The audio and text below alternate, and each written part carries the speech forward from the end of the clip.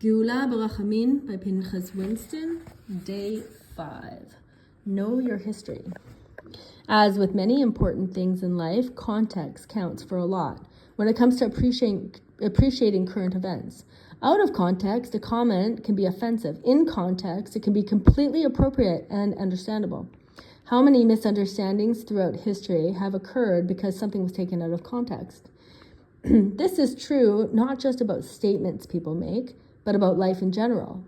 Our lives need context too, meaning that we need to appreciate the historical backdrop against which we live out our lives, especially when it comes to the more dramatic events.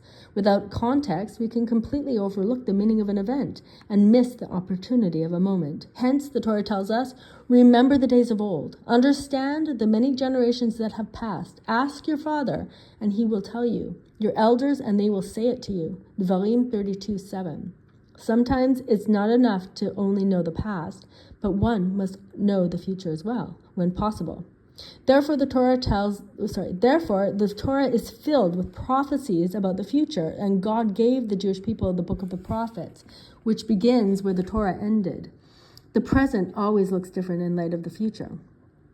Thus, we find that Yaakov Avinu, on his deathbed, tried to reveal to his sons what would happen at the end of days.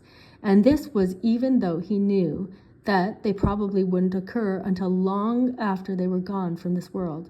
Nevertheless, such information would have helped the Jewish people to remain focused on the long-term goals of the nation, while in the depths of exile.